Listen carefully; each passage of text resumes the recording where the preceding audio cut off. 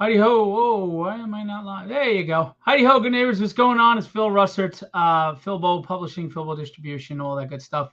Here we are with episode 2. We had Zenoscope on day 1, but we have another great publisher who has a great following in stores that maybe you don't know about, maybe you do, but if not tonight, you will definitely know about.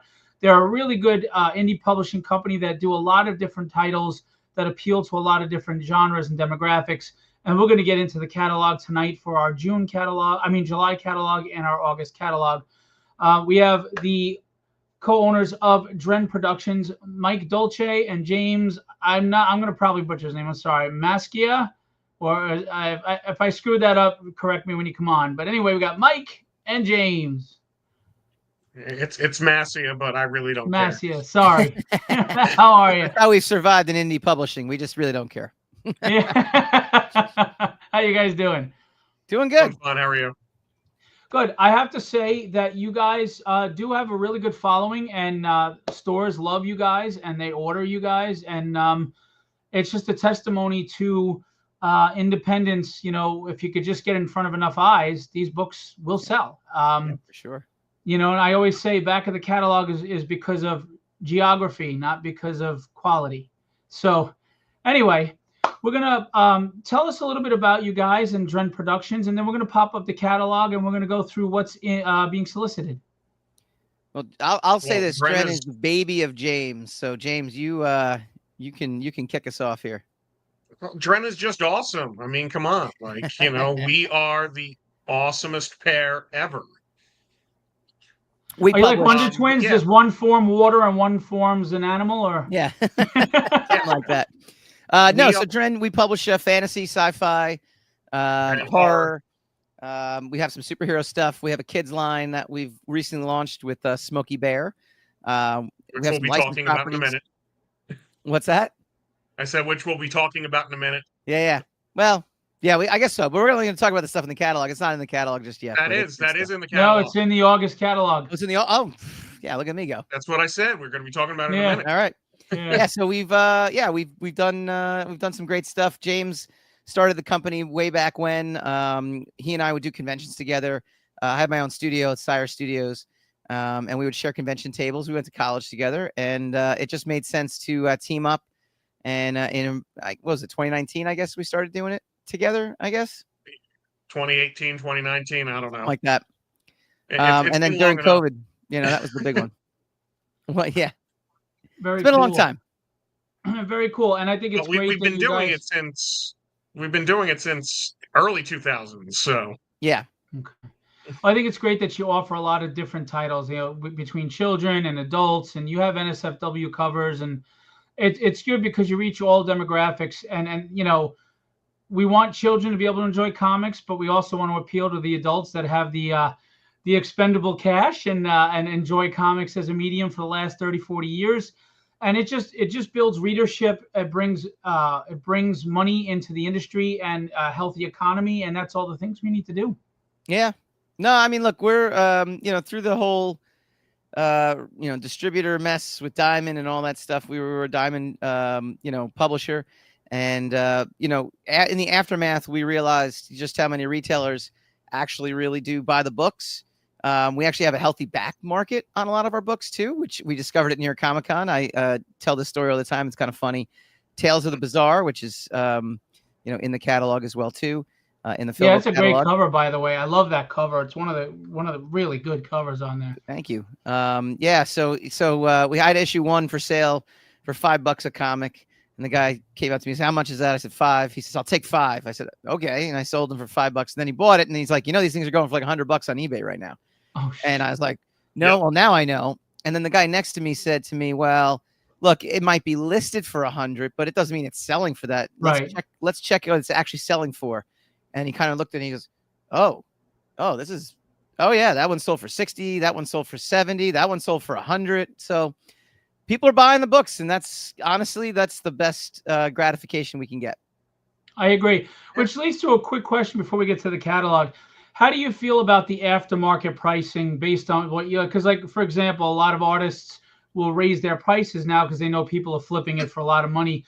Some people have the attitude that the art, and I'm not saying there's a right or wrong, some people say they have a right to raise the price and make more money if those flippers are going to make that. And some people say, what do I care? I was happy. I offered what I offered because I was fine with that money. And if you can get more, good for you. Like, what's your thoughts on that when you see your books going for that much? I'm kind of torn between the two, to be honest. Yeah, Like, we had an internal fight on that one. Not a fight, but just an internal Yeah. debate. Because I said, look, these Tales books are going for like $100 and we're selling them for $5 on our website. That's just silly. They're going to buy us out of inventory. And meanwhile, they're gonna profit off of our success. So Right. So we kind of But compromised. I also feel funny selling a floppy comic for $80. Well, I mean, we compromised. We ended up selling them for like 40 or 50 bucks each, and they sold. Yeah. They sold. Mhm. So Yeah, I mean, for a long time in the industry, I think creators have been the ones to walk away with the least amount of money, and they're the ones producing the content. And don't get me wrong, retailers are so important. They're the front line. We love them. But there are other outlets for retail these days. There are other ways to sell, especially direct for yourself, that I think it's time that it's a little more fair towards the creators, where everybody's happy. We want the retailers to make money. Of course we do. But the creators have to start walking away with something too. When your profit margins are so tight on floppies, it just kills the market and it kills publishers. And so, whatever the solution is, hopefully we can get to a point where it's mutual for everyone and retailers and publishers both can grow and be happy together. Yeah, for sure. So let's pop up this catalog. All right. This is the website. You got the home page to the public, which you can view the catalogs, which you're going to do now. The Philbo catalog, you cannot access that unless you are a retailer and have signed up an account, which is obviously free. Once you sign up the account, the reason why it's behind a wall is because there are wholesale discounts. It's a wholesale distribution network. Therefore, retailers will get discounts. Here are the catalogs as well to check out. There's the LCS order form. If you love Dren Productions and your store is 50 miles away, or you just really like to go through another store, you can print up this order form and you can check it off and fill it out and send it to your store. If for whatever reason your store is not working with us, doesn't, and isn't looking to work with us until we've established ourselves, or whatever the case may be, because we are new, some people might be a little skeptical, no problem. Reach out to me. I can give you help with some retailers that will be happy to work with you and order whatever books you need. And there you go. That's how you contact us. Retailer account sign up. That's where the retailers go to submit and to get their account going. And there's publisher submission guidelines. I really appreciate that people are reaching out to me directly, but it does get overwhelming. So please just go to the publisher submission guidelines and fill it out. If you want to know what my terms are, I would prefer you fill out the submission guidelines. And once I see them, I can discuss terms with you if you're a good fit for us as well. Because I just don't have a lot of time to be answering 50 questions and then people aren't, going to jump on board. All our time is important. So please just go to the Philbo submission guidelines if you're serious about distribution, and then we can talk. All right, catalog time. So our July 1st catalog will get into stores October 15th. Okay, that's when they launch. They arrive in stores. And Moore made a mistake. It's supposed to be November 12th, not November 15th. So we are going to fix that. To be fair, November 15th is an amazing day. That's my birthday. Oh, is it? Yeah. And then we just launched the August catalog. So right here is the July catalog. As you know, catalogs overlap by a month. That's how you stay ahead, 3 months ahead for those who you don't know the business. So you're going to have these two catalogs overlapping. The FOC, which is the final order cutoff for the first catalog, July 1st, is September 1st. So all orders have to be in by September 1st. And then, of course, they will be in stores October 15th. Okay. Let's go down. Sorry. Dren. There we go. Dren After Dark. Okay. So this is the first catalog that, again, with the FOC of September 1st, and then we're going to go into the August catalog. So you guys take it away. Let's talk about, is it AXA or is it AXA? Yeah, AXA. Go for AXA is actually a comic that was published back in the 1970s and 1980s across the seas in newspaper strip form. The artist on that is Romero, who is fabulous. If you look at the interiors, I know you can't see them there, but those covers that you can see in the catalog are mostly his covers. Great artist from the 70s and 80s. And it's about a woman in this, post-apocalyptic world going through various adventures. I believe it's set in the late 21st century. 2080. Yes, Yeah. 2080 is when it's set. So this was like, when it was written, it was 100 years in the future. Yeah, this is one of our officially licensed properties as well, too. Yes. And we licensed this, and it's been doing great for us. It sells well. Tremendous. Yeah, this one sells well. We've done very well with Kickstarter on it, and we're soliciting the first 3 issues in July, and then issue 4 is in August. Very cool. And this is great, guys. You can jump on board, get the first 3 issues right here now. You've got variants, you've got NSFW variants. For those who aren't aware, you can tell your store to order the first 3, and then you got the next one, the 4th one. You can get the first 4 and start your journey with AXA. And you got some really nice covers, as you said. Yeah, that's something that we really take a lot of pride in. Is James does a great job tracking down these terrific artists to work with. I tend to just stumble across artists usually at conventions, but he does a great job surfing the web and getting them. In this case with Romero, I mean that's some of the covers are done by him obviously, and then you have some alternate covers by some tremendous artists.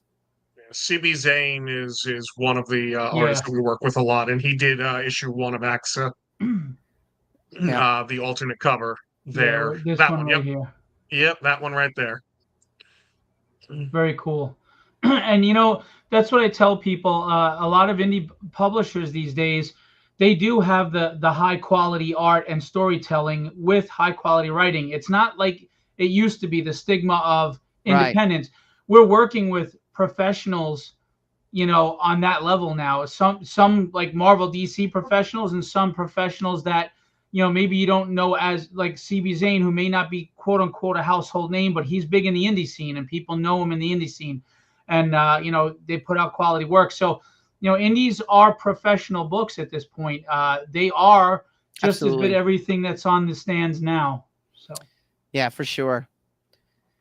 And tell us about Christine. Christine is actually a sequel series to one that I started with. I originally wrote novels before I started doing comics, and I had this novel series called High School Heroes, of which Christine is the main character. And she's a girl with superpowers, like telekinesis. She flies, she can read people's minds. She's kind of like a Jean Grey as far as powers go, but totally different in character.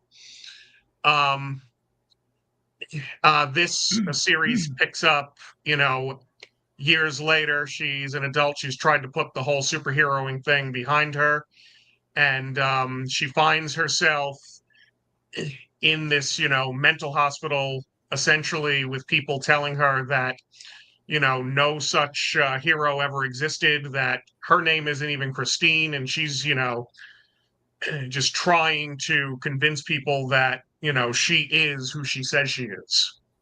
And then there's a couple of twists and turns as we get into issue number 4, which I'm not going to reveal. Very cool. Very cool. And Plan 79 from Outer Space. Yeah, so Plan 79 is in the Planiverse. It's a sequel to Ed Wood's famous disaster of a movie, Plan 9 from Outer Space. So we Worst did 10 movie ever made. Worst movie, yes. The best worst movie ever made. Yeah, there you go. And it was, we did Plan 59 from Outer Space a few years ago, and the reaction to it was tremendous. And so this is the sequel to the sequel. So it's the sequel to the sequel to the worst movie ever made. Plan 79 takes the fight with the invaders into space. The Earth after Plan 59 is not quite habitable anymore, and Plan 79 takes us, into the intergalactic regions of space where, Earth is trying to find a new place to settle. In issue 1, they do discover a planet in a planet Europa, which is, I guess, is a moon of Jupiter, and they come out there, but the invaders are soon to follow them, and they discover there are other alien races out there as well too. And the question is, will they be friend, foe, or both? And so Plan 79 was tremendous. Greg Bowe did the alternate cover. Javier Ortiz is the main series artist. He's doing issues 1 and 3. He had to take some time off for some family stuff for issue 2. So he did the cover for issue 1. Again, artists I met at New York Comic Con. So again, these things just, I stumble across great artists. And then my good friend Talon Caldwell provided the third cover as well to the first issue. We get, like I said, we get great response from this. My local store, comic shop guys like, more Plan. We want more Plan. So I was like, all right, good. We got more Plan coming. So issue 1. It's tough to find quality sci-fi these days in comic books, like real sci-fi, like, universe spanning, galactic spanning kind of stuff. So that's great. No, it's great. My co-writer, Dennis Knight, I plotted out the issues. Dennis did the script, did a great job on it as well, too. And issue 2, we have a fill-in artist is Andres Barrero, who's actually my longtime collaborator. I've used him now on a number of projects. He's been the artist on Sire for the last, how many issues that I've done there. And another Sire collaborator, Dan Leister, did an alternate cover. He did cover B. And Greg Bowe did cover C as well, too. So it continues it now. As you can see, they've met another alien race, and that alien race is proving to not be friendly. But I'll let you guys pick up the issue to figure that out. Very cool. And here's one of the best covers, I think, in the catalog by hands down. It's just really eye-catching. Zaf is the cover artist. Yeah, Zaf is the cover artist. That somebody I met on or got on Fiverr. Wow, that's a beautiful cover. That's fantastic. Yeah. So tell us about Tales of the Bizarre. So Tales of the Bizarre is an anthology series. Like, each issue has either one standalone story or a couple of standalone stories. In this case, there's 2 stories in there. One of the stories is by one of our good friends, Ben Lacey, who does the Shark of War series. Mm-hmm. Good series on Kickstarter if you ever wanted to pick that one up. This story is actually a subtle tie-in to that Shark of War story about the Piranha Woman. Okay. And that's who you're looking at there on the cover.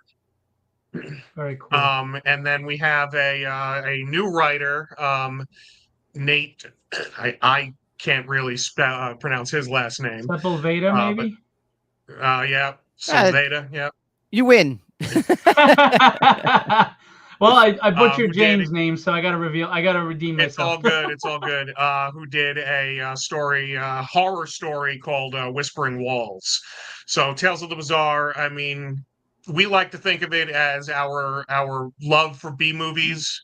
Those B sci-fi and horror movies, kind of like Plan 59. Cool.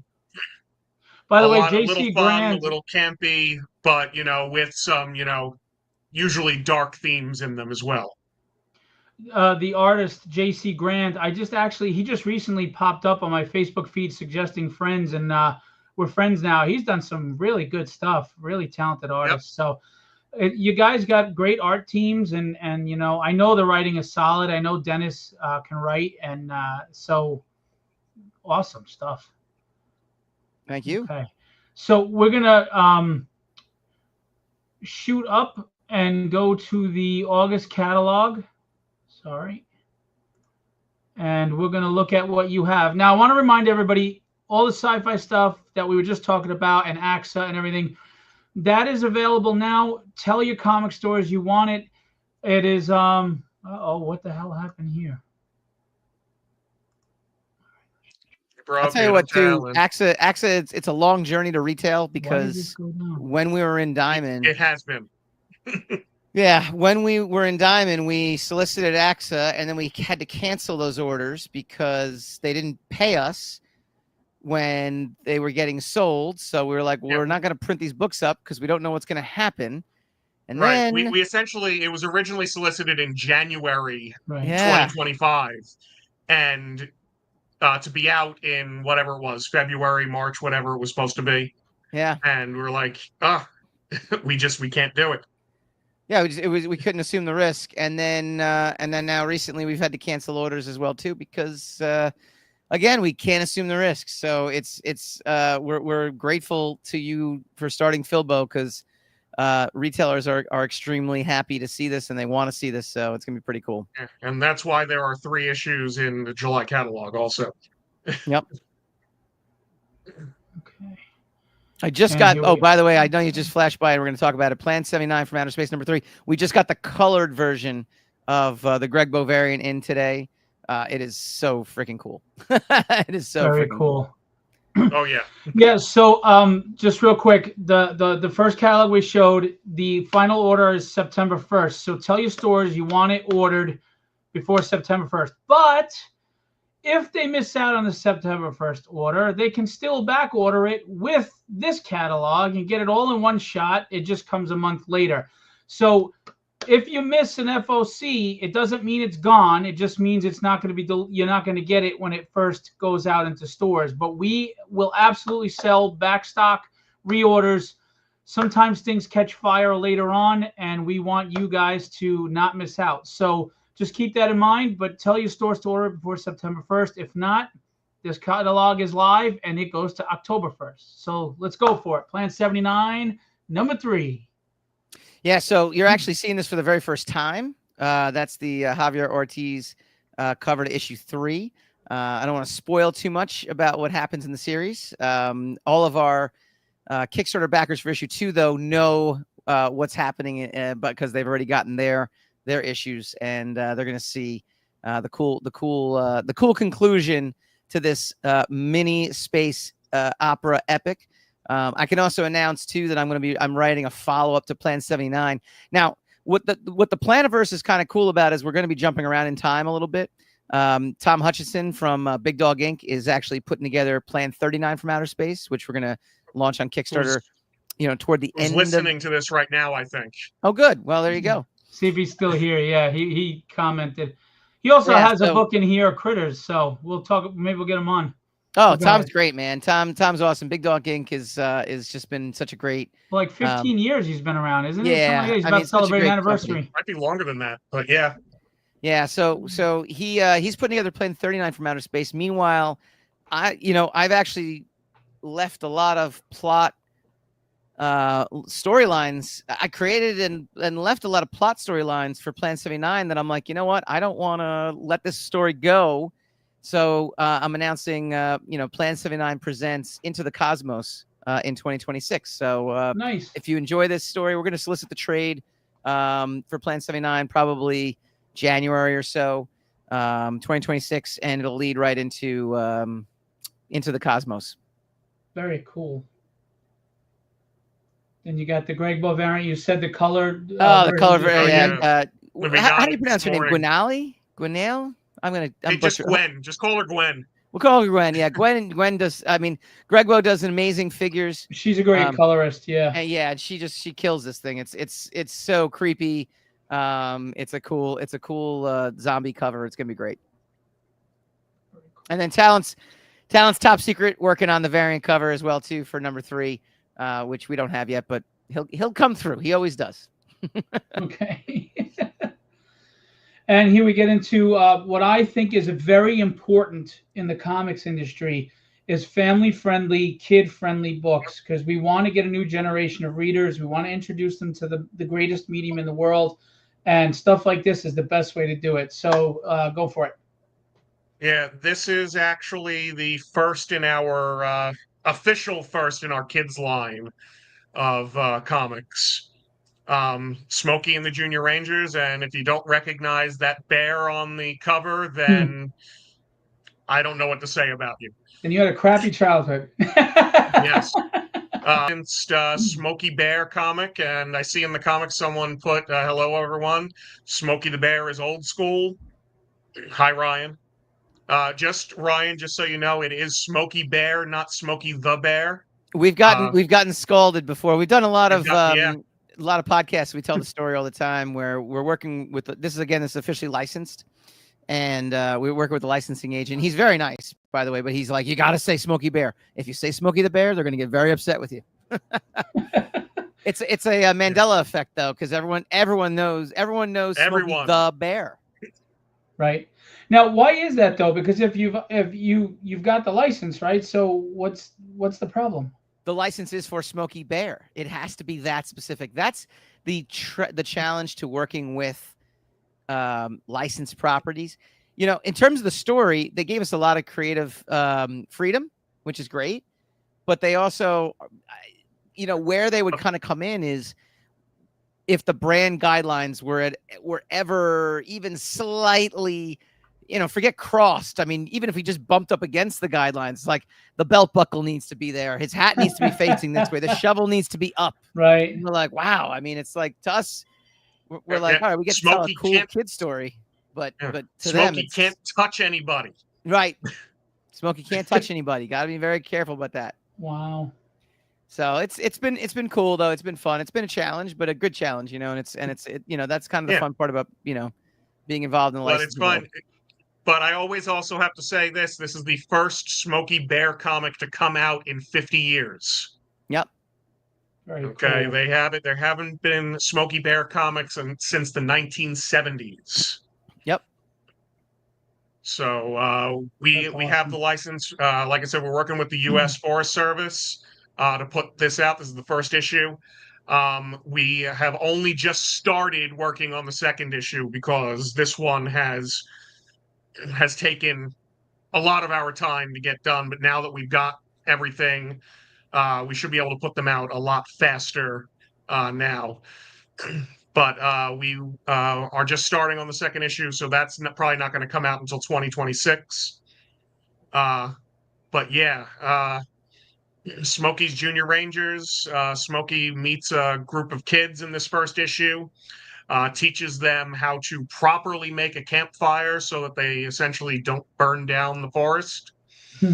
And he gets a little help from a mystical tree that is the heart of the forest that we call the Elder Tree. Very cool. And then, books like this, if you're a lover of comics and you have children, this is what you get. You sit down, you read with them, and that's how you start getting your kids into comics. It's appropriate age level, and they can start sharing that love for comics with you, moms and dads. There you go. Mm-hmm. Yep. Another alternate cover. Miguel Guzman. A couple of alternate covers. Yep. Yeah, the B and the C covers are by our interior artist Miguel Guzman. For some reason, they came out really low res. Oh. Did I send over the low res file? Yeah, you must have sent low res because they're all low.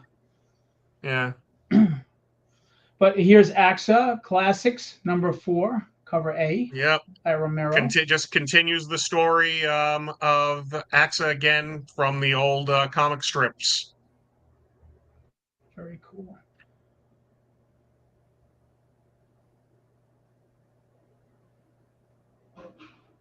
Now, this is rated mature. Is that for sexual content and violence, or?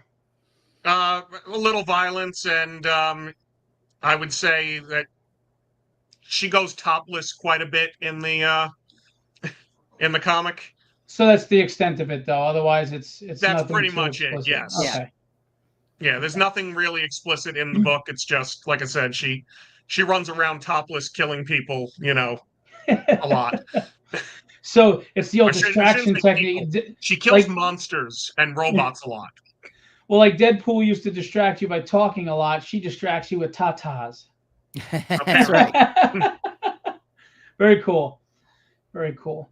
Okay, so again, everybody, you've got AXA 1 through 4. You've got Smokey and the Junior Rangers, Smokey Bear, number 1, and you've got Plan 79, the first 3 issue, the 3-issue series, which will later be a trade and then go into the new series that Mike talked about. So very cool. And Ryan, I see your question there. Age range for the comic. It is definitely for a younger audience. I would say, elementary school. I think he's talking about AXA. Oh, for AXA. Yeah. AXA is definitely mature. I would definitely 17 plus. Upper teen and adult. Yeah. Yeah. Okay. Very cool. I mean, I'm sure a 16-year-old has seen worse on the internet, but well, please, with the texting that they do, the sexting and everything, they've probably done worse. Yeah. No, so Ryan's looking for Smokey. He is looking for Smokey. Smokey is definitely for elementary school age kids. Again, I would say, to read it first through 3rd, 4th grade is like probably the reading level on it. Very cool. And the thing is, we're creating a whole universe with that as well. The Junior Rangers, the Elder Tree. So what we're, we want to make sure that we can keep it that the youngest, audience can read it. But, we'll see with further adventures, maybe we can get a little bit older as well too. So you can get the, like a 5th, 4th, 5th, 6th grade, audience as well. Right. Essentially, when I wrote it, because I wrote the Smokey book, I was writing it like a Disney Junior show. Yeah. I was going to ask you, as a writer myself, how do you change your mindsets from mature stuff or the sci-fi and the horror to something that, you have to make sure you keep it age appropriate? Like, we try to keep them not topless if we can keep them, Yeah. But as a writer, like, you run around topless the whole time, though. Yeah, right. That's true. But how do you switch gears? Like, do you have to get yourself in a mental state to do it, or you're good to go? You're easy. You could just write what you need to write. Phil, I wish I could answer that. I honestly don't know. I can just say that when I am writing for Smokey, I am writing for Smokey. When I'm writing for one of our series, which isn't in your thing, like Flesh-Eating Cheerleaders, I'm writing, it definitely is a different mindset. How I'm switching gears, that I don't know. I think it's also inspiration, right? I think sometimes you come in with, when you get inspired by a storyline that you're writing, and the obvious thing would be like, aren't you always inspired? Well, no, not necessarily. Some days, you come in like, it is difficult to switch gears. Like, I'm working on the new issue of Sire, and that's just straightforward 90s superheroes, Right. And if I'm doing that, and meanwhile I'm writing a screenplay for Rogue Matter, and it's a horror screenplay, in the vein of, a good 2000s era horror movie, it is tough to switch gears. You gotta have to once you dive into the characters, I think it helps kind of switch your gears for you. I think that's the best way to describe it. Well, when I have my horror books, I have my superhero books, I have my dynamics, which is like family friendly, and similar to James, I just, for some reason, my mind can just switch the second I start the story. And the more you delve into obviously telling the story, the more you're just really pumped up and motivated, like you said, about, and really inspired by that genre, the feel that you're going for. It can be difficult at times. And sometimes I think it helps that I won't force myself to write anything. If I'm in the mood for something, like if I'm feeling a certain way, then that's when I'll sit down and write that type of story. You know what I mean? So, yeah. Very cool. Can you give us a little kind of things to come sneak peek? What's going to be solicited coming soon, and like the next catalog or the months after that, or are you not sure yet? We will have some Dungeons and Dimwits coming soon. Some flesh-eating cheerleaders coming soon. Well, hang on, Whether that's in Dungeons the and next Dimwits. Just to catalog tell or you, not. James, tell them about Dungeons and Dimwits, because that's another, that's an all ages book as well too, but definitely geared maybe 10 and older, you would say. Yeah, it's geared more for middle school and up audience. Yeah. But it is essentially when you're playing like your tabletop role-playing games, all of the chaos that can ensue just put into a comic. Very Essentially, these kids get sucked into their own game, and now they're playing their characters, but they're playing their characters as themselves, if that makes sense. cool. Right. Like their real world selves. Right. So it has everything in there, including arguing with the dungeon master. If you read the book and you don't understand what's going on, or I should say, if you play those games and you don't understand what's going on in the book, then you're not playing right. Yeah. That's cool. And that's another genre that I think is severely neglected, is the fantasy Dungeons and Dragons genre in Yes. comic books is definitely very, very neglected. So I love seeing stuff like that. I mean, I love it. Yeah. And it's hysterical. I'm sorry, but tooting my own horn here, but it is freaking hysterical, that comic. Well, you've got me interested in it, so I might be ordering it through my own distribution. I might be telling my store to pick it up. Very cool. Okay, so first of all, I want to say I love having you guys aboard. I appreciate that you're taking a shot with Philbo. We grow together. I think this is going to be a great journey. I'm excited about it. We're really happy to have you in the catalogs. You guys have been professional from the start. You send your data sheets in. Everything's been fantastic. We appreciate you. And we really we want to build this, and we want you guys. These books, a lot of these books deserve to be selling in the multi-thousands. Mm-hmm. And I don't know what you were doing with Diamond. Obviously, I'm a work in progress to start. But yeah, the industry needs these books. They need these fresh ideas. They need these fresh takes. Books that aren't beholden to shareholders or corporate interest or anything. It's just the love and passion of storytelling, and that's what you're doing. And I think it's fantastic. Hey, Dennis, the writer co-writer of. We were just talking about you, Dennis. Yeah. You missed all the praise. So before we wrap it up, is there anything you guys want to say, or just throw it out there, or where can we find you? Do you have Kickstarters as well going on? You please go ahead and plug them. No, we absolutely do. We have I don't actually. Did you? Are we actually not launching a Kickstarter this very second? We aren't launching one this second. We have one that's going to come next week for Devil in Disguise #2. Well, 1 and 2. Yep, and Plan 79 #3 will be at the end of this month as well too. Yeah. Now, what is Devil in Disguise? You can tell us. Come on, plug it, baby. Let's go. Devil in Disguise is essentially about a woman who went through the concentration camps during World War II, and the commandant of the camp moves in across the street from her. Oh, 10 years later. And, wow. Stuff happens, we'll just say. Sounds very interesting. Very It's a good revenge book. Yeah, pretty much it is a revenge book, yes.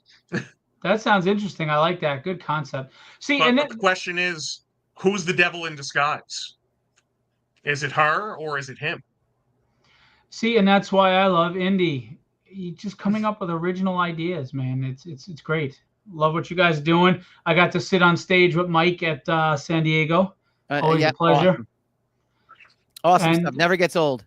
And that's when I first met you last year at a San Diego panel. Yeah. So just wishing you guys success. I hope I can help in any way, and looking forward to the future.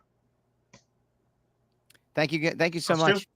Yeah. Where can they find you? What's the website? DrenProductions.com. Very cool.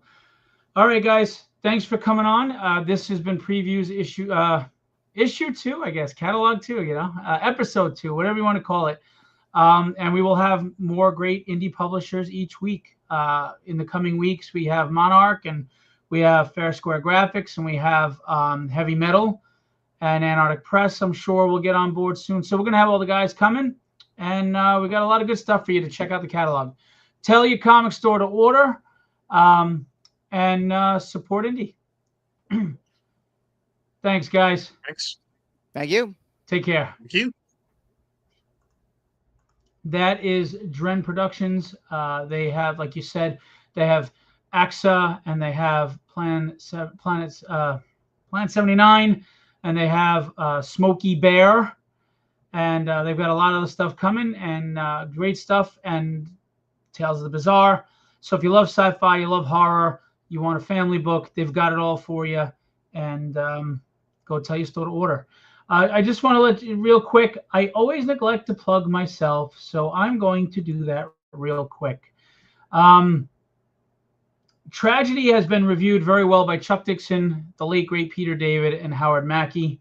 It has covers by Will Sprotasio and Alex Sinclair and Bill Sienkiewicz, and great artists. And the interior artist Ricardo is phenomenal. And it sells very well, and it gets a lot of great reviews, and people are really loving it. So I would just tell you, where the hell am I? Under P, that would help. And by the way, it's my distribution, but I still put myself alphabetically with everybody else because I believe in being fair. I didn't put myself up at top. So we've got the, this is the Ricardo Silva main cover. And, you can read the synopsis. I'm not going to get into it right now, but we have the Ian Churchill cover, the homage to Hulk 181. We've got the Will Sprotasio and Alex Sinclair cover. We've got the Bill Sienkiewicz cover. Kenny Calderon did the backgrounds on this because we have the original Will's cover, but we wanted to offer something slightly different for distribution. Will didn't have time to do the background for me, so he said, if you want to outsource it, go ahead. So thank you to Kenny. And I've got an announcement to make about Wills and Alex soon with me. And that's issue 1. This is an ongoing series. It will be monthly. I've already got 39 scripts done. I've got stories through 75 issues easily. And I do know what the ending is going to be when it is. And it gets really reviewed really well. So check it out if you don't mind. And then going in Philviews number 2 is Tragedy number 2 with more covers. There's another Ricardo Silva cover. That's Breath of the Dragon. He is an antagonist, or so to speak, in the book with a power that no one's ever used before. You'll find out what it is in Tragedy number 2. We have the Chance Wolf alternate cover. This is a fan favorite. I love this cover. It's just phenomenal. If you don't know Chance Wolf, he inked Spawn for Todd McFarlane and did a lot of stuff for Wildstorm and stuff. We've got Geraldo Borges, his homage to Hulk 340 by the great Todd McFarlane. And we have the Tyler Kirkham cover. And a lot of people tell me it looks a lot like my wife. And you know what? I didn't realize it. It actually does. And he didn't know what she looked like at the time. So it was a funny coincidence. This continues the story of Tragedy. There's a really shocking ending at the first issue that surprised the hell out of a lot of people. And we continue. So go check out Tragedy. Tell your store you want to order it, or I'll toilet paper your house. All right. That's about it. We appreciate you guys. Oh, shoot. I'm doing this, and it's not even up on the damn thing. There's the Tyler Kirkham. There's the Hulk 340. Sorry, I didn't even share this damn screen. There's the Chance Wolf cover. There's the Ricardo Silva cover. So stupid. I didn't even share the freaking screen. All right, real quick, I'm going to show you these. You guys backstage, you could have cued me. Here's the Ricardo Silva cover. There's the Ian Churchill cover. There's the Chris Hyung-Sung Lee Hulk 181 homage. There is the Alex Sinclair Will Sprotasio cover with Kenny Calderon backgrounds. And there is the Bill Sienkiewicz cover with Chris O'Meara. I want to let you know, we put these as ratio variants. That is an error. They are not ratio variants. You can purchase any cover no matter how many you order. You do not have to go by the ratios at all. That is fine. So we just, we were supposed to remove them and they didn't get removed. Anyway, so that's it. Tragedy. Go order it. 1 and 2 live right now. Tell your stores you want it, or I will toilet paper your house. All right, guys. That's pretty much it. We appreciate you. We love your support. We appreciate your support and your continued support, and we are going to rock this. Philviews distribution is not going anywhere. We are going to go strong. We are going to come out hard.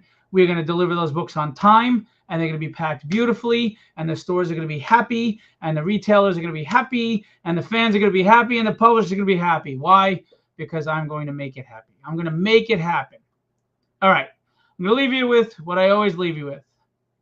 Be legendary and have fun storming the castle.